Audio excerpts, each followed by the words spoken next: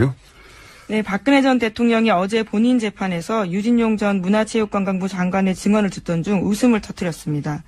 유 전 장관은 박 전 대통령으로부터 직접 노태강 전 문체부 국장을 인사조치하라는 지시를 받았을 당시에 대해서 진술했습니다. 유 전 장관은 노 전 국장에게 할 수 있는 최대 인사조치가 인사이동이라고 생각했지만 나중에 생각해보니까 대통령은 파면이나 해임까지 이야기한 게 아니었냐라는 깨달음이 있었다라고 증언했거든요. 거기에 그 말이 끝나자 박 전 대통령은 손바닥으로 얼굴을 가리고 크게 웃었습니다.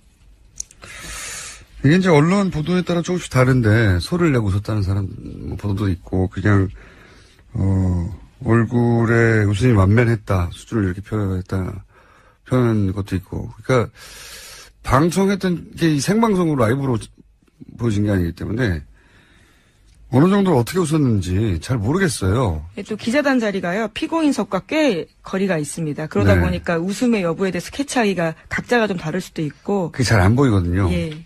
잘 안 보이기도 하고, 그리고, 이 재판이 진행되면 기자들은 받아치느라고. 그렇죠. 정신이 없어요. 그래서, 어쨌든 웃긴 웃었다는 거. 예, 공통된 기사는 그겁니다. 웃긴 웃었다는 거 같고, 또 웃은 게 한 번이 아니라는 거죠. 또 웃었다는 거죠. 네. 유 전 장관과 유영하 변호사가 설전을 주고받자 그 과정에서도 박근혜 전 대통령이 웃음을 보였다라고 하는데요. 유 전 장관이 청와대에 거듭되는 지시 때문에 승마협회 감사에 착수할 수밖에 없었다라는 취지의 진술을 했습니다. 그것은 검찰 질문에 대한 답이었는데 거듭되는 보고와 지시를 받으면서 속으로 배경이 뭘까라는 생각을 했고 정윤회라는 이름을 파악했다라는 검찰의 질문에 대해서 그렇다라고 유 전 장관이 대답했거든요. 이에 대해서 유영하 변호사가 그 증언에 대해서 문제 삼았습니다. 아까 검사 질문에 거듭되는 보고와 지시 받으면서라는 부분이 있었는데 누구에게 언제 몇 차례 받은 것이냐 이렇게 꼼꼼히 따져 물었습니다. 그러자 유 전 장관은 신문 내용을 보여주면 자신이 표시해 주겠다라고 답했고요. 여기에 대해서 유 변호사가 주긴 뭘 주냐 이렇게 대치면서 서로 목소리가 높아진 겁니다. 유 전 장관이 큰 소리 치냐 이렇게 응수했고 유 변호사가 반말하는 거냐 반말하지 말라 이렇게까지 흥분하는 모습 보였습니다. 그 내용이 승마협회 감사를 지시했는데 왜 이러는 거지? 배경이 뭐지? 그러다가 정윤회 이름을 떠올렸다. 이 진술을 하자 유 전 장관이 여기 대해서 이제 변호인이 누가 언제 그런 지시를 했다는 거냐 이렇게 묻고 그러자 변호사가 읽은 문장에 그게 나오니까 그걸 보여주면 내가 표시해 드리겠다고 했더니 여기서 갑자기 흥분하는 거죠. 주긴 뭘 줘요. 유 장관이 왜 큰 소리를 치십니까? 하니까 왜 반말 안 했어요? 그러니까. 그렇죠. 근데 이걸 보고 또 웃었다는 거죠. 네, 웃었다는 건데. 피고인석에 앉아보셨습니까? 안타깝게도. 다행히도 앉지 않았습니다. 네. 그 자리에서 웃기가 정말 쉽지 않아요. 네. 제가 긴장하는 성격이 아닌데 그 자리에 많이 앉아본 경험 있지 않습니까? 앉아본 경험상 자기가 웃으면 그 웃음이 재판관에게 어떻게 비칠지, 재판에 어떤 영향을 줄지. 그리고 유무죄에 따라서 예상되는 형량이 굉장히 크잖아요, 지금. 심각하면 웃기가 이제 어렵습니다. 그 자리에 앉아있으면. 웃기는 사람도 잘 안 나오고요, 사실. 재판장에서. 근데 이제 이것에 대해서 증인이 하는 말, 유 장관이 하는 말이 어이가 없어서 웃었다, 이런 식의 언론이 보도가 있었는데 아마도 그 자리에 앉아본 적이 없는 기자들이 이렇게 추정한 게 아닌가 싶은데 웃음이 안 나와요. 그리고 자기한테 굉장히 불리한 직을 하는데 네, 그렇죠. 웃는다는 것도 이상하잖아요. 진짜 웃긴 상황이 나와도 웃음이 안 나오지만 이건 웃을 상황이 아닌데 그래서 이 상황에서 또 제가 전문가에게 문의를 했습니다. 심각한 상황에서 자기에게 굉장히 불리한 증언이 이루어지는데 웃는 게 뭐냐? 네. 증인과 변호인이 막 싸우는데 웃잖아요. 네. 제가 문의한 전문가에 따르면, 궁금하니까 항상 전문가에 물어봅니다. 박근혜 전 대통령 배신의 정치, 혹은 나쁜 사람, 이렇게 딱, 구분하잖아요. 그런데 이런 말은 사람을 이 이분법으로 보는 거거든요. 사람은 이분법일 수 없잖아요. 이분법을 어떻게 보냐면, 보통 사람이 사람을 파악하는 건 구체적인 말과 행동을 보고 그때그때 파악을 하기 마련인데 그냥 저 사람은 선 이 사람은 악, 뭐 내 편이냐 아니냐 이렇게 구분하는 거죠. 예. 그렇게 딱 잘라 구분을 해버리는데 이게 이제 경제성 인격이거나 조현병 스펙트럼으로 해석할 수 있는데 그런데 박근혜 전 대통령은 이 삶을 보면 항상 자신이 의지할 누군가가 있고 그리고 그 사람이 자신을 적극적으로 보호해 줄 때 안도하게 되는 그런 경향이 생각해보면 뭐 최태민 씨부터 최순실까지 절대 보호자라고 할 수 있는 항상 자신이 의지하고도 그 사람에게 모든 걸 맡길 수 있는 사람을 꼭 필요로 했었죠. 근데 지금 없잖아요. 그런 사람이. 그런데 이 증인과 변호인이 싸웠지 않습니까? 아무것도 아닌 일 가지고. 그렇죠. 예. 실제 존댓말을 했는데 갑자기 반말하는 거냐고 큰 소리 할 일이 아닌데 흥분한 모습을 보였습니다. 네, 흥분하게 되고. 근데 그렇게 자기를 적극적으로 변호해주는 상황을 보면 안도하게 된답니다. 안도하게 되고 그래서 그 웃음은 그걸 보면서 잘한다, 신난다.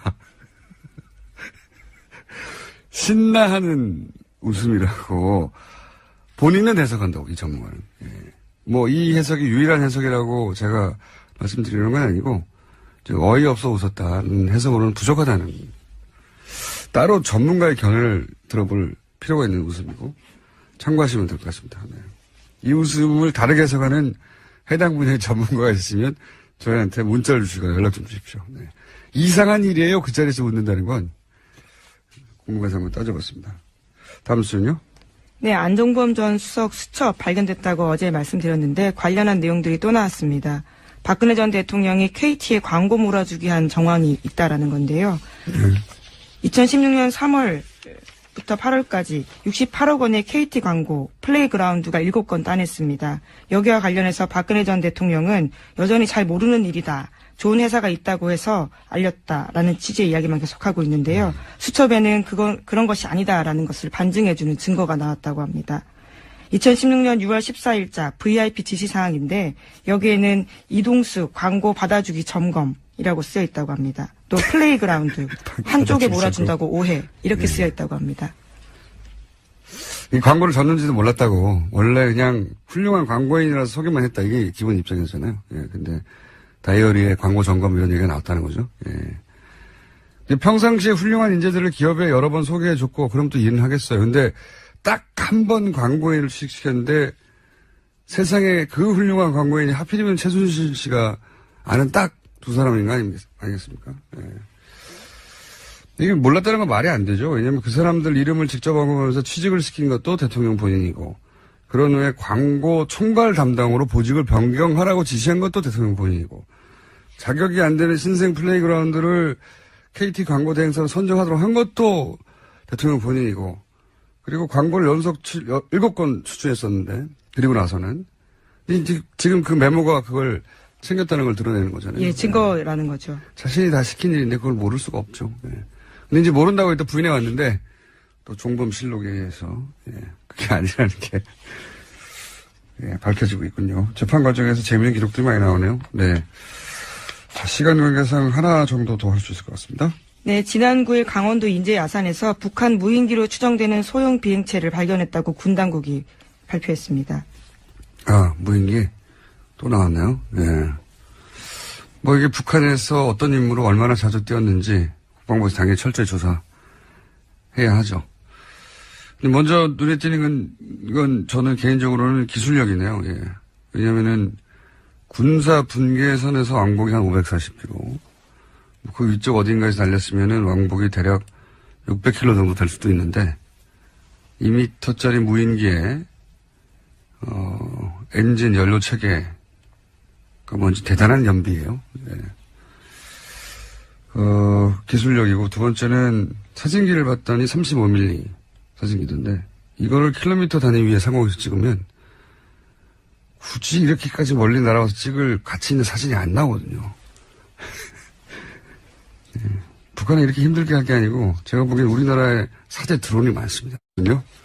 네, 박근혜 전 대통령이 어제 본인 재판에서 유진용 전 문화체육관광부 장관의 증언을 듣던 중 웃음을 터뜨렸습니다. 유 전 장관은 박 전 대통령으로부터 직접 노태강 전 문체부 국장을 인사조치하라는 지시를 받았을 당시에 대해서 진술했습니다.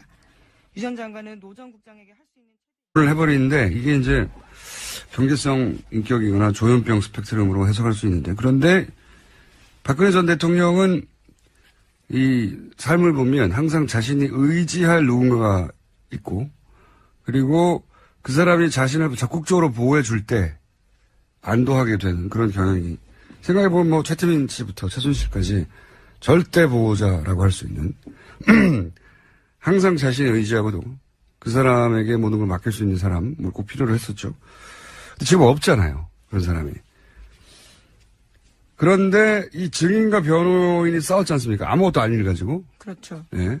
실제 존댓말을 했는데 갑자기 반말하는 거냐고 큰 소리 할 일이 아닌데 흥분한 모습을 보였습니다. 네, 흥분하게 되고. 근데 그렇게 자기를 적극적으로 변호해주는 상황을 보면 안도하게 된답니다. 안도하게 되고 그래서 그 웃음은 그걸 보면서 잘한다, 신난다. 신나하는 웃음이라고 본인은 해석한다고, 이 전문가는. 예. 뭐, 이 해석이 유일한 해석이라고 제가 말씀드리는 건 아니고, 어이없어 웃었다는 해석으로는 부족하다는, 따로 전문가의 견해를 들어볼 필요가 있는 웃음이고, 참고하시면 될 것 같습니다. 네. 이 웃음을 다르게 해석하는 해당 분야의 전문가가 있으면 저희한테 문자를 주시거나 연락 좀 주십시오. 네. 이상한 일이에요. 그 자리에서 웃는다는 건. 궁금해서 한번 따져봤습니다. 다음 수는요? 네, 안종범 전 수석 수첩 발견됐다고 어제 말씀드렸는데 관련한 내용들이 또 나왔습니다. 박근혜 전 대통령이 KT에 광고 몰아주기 한 정황이 있다라는 건데요.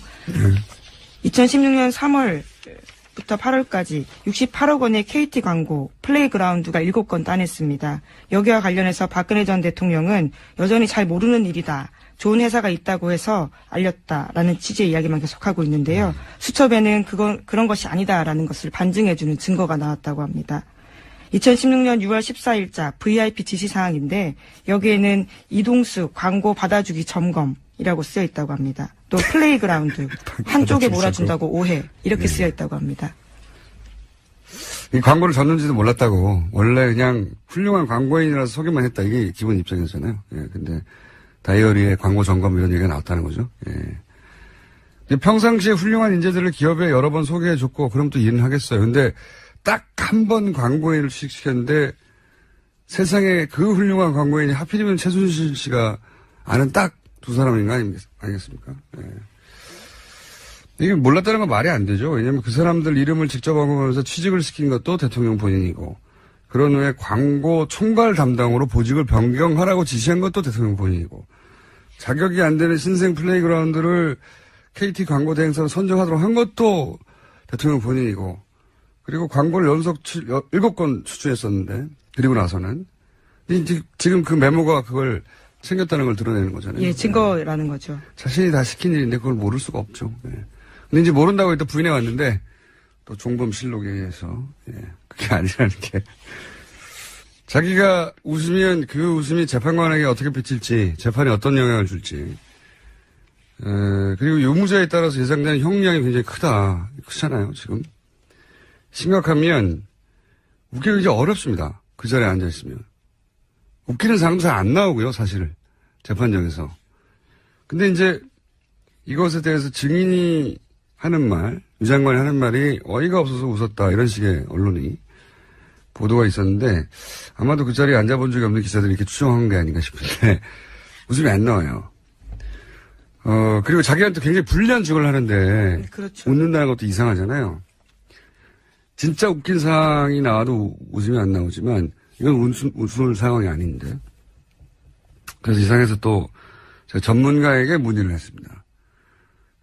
심각한 상황에서 자기에게 굉장히 불리한 증언이 이루어지는데, 웃는 게 뭐냐? 네.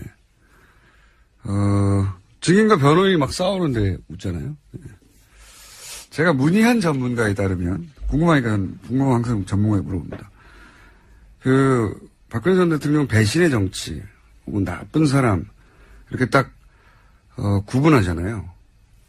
그런데 이런 말은 사람을 이 이분법으로 보는 거거든요. 사람은 이분법일 수 없잖아요. 이분법을 어떻게 보냐면, 보통 사람이 사람을 파악하는 건 구체적인 말과 행동을 보고, 그때그때 파악을 하기 마련인데, 그냥 저 사람은 선, 이 사람은 악, 뭐 내 편이냐 아니냐 이렇게 구분하는 거죠. 예. 그렇게 딱 잘라 구분. 라는 생각을 했고 정윤회라는 이름을 파악했다라는 검찰의 질문에 대해서 그렇다라고 유 전 장관이 대답했거든요. 이에 대해서 유영하 변호사가 그 증언에 대해서 문제 삼았습니다. 아까 검사 질문에 거듭되는 보고와 지시 받으면서라는 부분이 있었는데 누구에게 언제 몇 차례 받은 것이냐 이렇게 꼼꼼히 따져 물었습니다. 그러자 유 전 장관은 신문 내용을 보여주면 자신이 표시해 주겠다라고 답했고요. 여기에 대해서 유 변호사가 주긴 뭘 주냐 이렇게 대치면서 서로 목소리가 높아진 겁니다. 유 전 장관이 큰 소리 치냐 이렇게 응수했고 유 변호사가 반말하는 거냐 반말하지 말라 이렇게까지 흥분하는 모습 보였습니다. 그 내용이 승마협회 감사를 지시했는데 왜 이러는 거지? 배경이 뭐지? 그러다가 정윤의 이름을 떠올렸다. 이 진술을 하자 유 전 장관이 여기 대해서 이제 변호인이 누가 언제 그런 지시를 했다는 거냐 이렇게 묻고 그러자 변호사가 읽은 문장에 그게 나오니까 그걸 보여주면 내가 표시해 드리겠다고 했더니 여기서 갑자기 흥분하는 거죠. 주긴 뭘 줘요. 유 장관이 왜 큰 소리를 치십니까? 하니까 왜 반말 안 했어요? 보니까. 근데 이걸 보고 또 웃었다는 거죠. 네, 웃었다는 건데. 피고인석에 앉아보셨습니까? 안타깝게도 다행히도 앉지 않았습니다. 네. 그 자리에서 웃기가 정말 쉽지 않아요. 예. 제가 긴장하는 성격이 아닌데 그 자리에 많이 앉아본 경험 있지 않습니까? 앉아본 경험상 네, 박근혜 전 대통령이 어제 본인 재판에서 유진용 전 문화체육관광부 장관의 증언을 듣던 중 웃음을 터뜨렸습니다. 유 전 장관은 박 전 대통령으로부터 직접 노태강 전 문체부 국장을 인사조치하라는 지시를 받았을 당시에 대해서 진술했습니다. 유 전 장관은 노 전 국장에게 할 수 있는 최대 인사조치가 인사이동이라고 생각했지만 나중에 생각해보니까 대통령은 파면이나 해임까지 이야기한 게 아니었냐라는 깨달음이 있었다라고 증언했거든요. 거기에 그 말이 끝나자 박 전 대통령은 손바닥으로 얼굴을 가리고 크게 웃었습니다. 이게 이제 언론 보도에 따라 조금씩 다른데 소리를 내고 웃었다는 사람 보도도 있고 그냥 얼굴에 웃음이 만면했다 수준을 이렇게 표현한 것도 있고 그러니까 방송했던 게 이 생방송으로 라이브로 보여진 게 아니기 때문에 어느 정도 어떻게 웃었는지 잘 모르겠어요. 또 기자단 자리가요. 피고인석과 꽤 거리가 있습니다. 그러다 네. 보니까 웃음의 여부에 대해서 캐치하기가 각자가 좀 다를 수도 있고. 그게 잘 안 보이거든요. 예. 잘 안 보이기도 하고 그리고 이 재판이 진행되면 기자들은 받아치느라고 그렇죠. 정신이 없어요. 그래서 어쨌든 웃긴 웃었다는 거. 예, 공통된 기사는 그겁니다. 웃긴 웃었다는 거 같고 또 웃은 게 한 번이 아니라는 거죠. 또 웃었다는 거죠. 네. 유 전 장관과 유영하 변호사가 설전을 주고받자 그 과정에서도 박근혜 전 대통령이 웃음을 보였다라고 하는데요. 유 전 장관이 청와대에 거듭되는 지시 때문에 승마협회 감사에 착수할 수밖에 없었다라는 취지의 진술을 했습니다. 그것은 검찰 질문에 대한 답이었는데 거듭되는 보고와 지시를 받으면서 속으로 배경이 뭘까